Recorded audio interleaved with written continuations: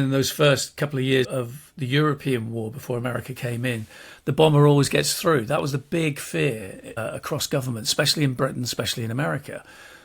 So they needed to develop their own. That was the big urgency. Before the race for the atomic bomb was, we need to develop our own 4-engine bombers that can take big payloads, can have a big range, ideally 1,500 to 2,000.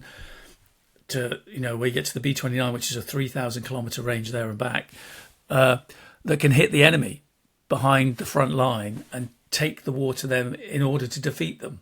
So therefore, we are not taking enormous casualties on the front line as we try and make our way to them to defeat them.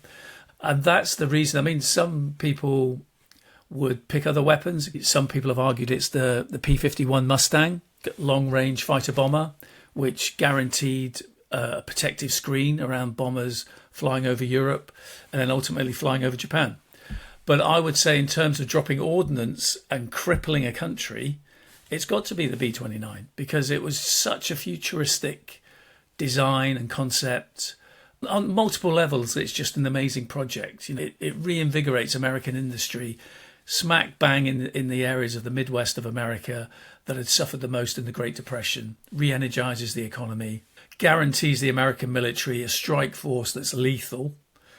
And you could argue, yes, they dropped the atomic bombs, but fundamentally that air force was built to bring Japan to its knees through mass air raids.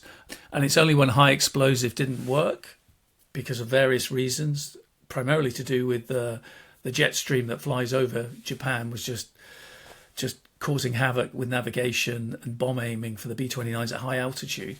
As soon as they decided, right, we've invented napalm and we're going to use this incendiary on Japan because we've been doing reports on it since the 1930s, a traditional city built from paper and wood, we can torch it. And that's exactly what they did. And that's why I think the B-29 is such a devastating weapon that turned the tide of war to bring Japan to the brink of surrender.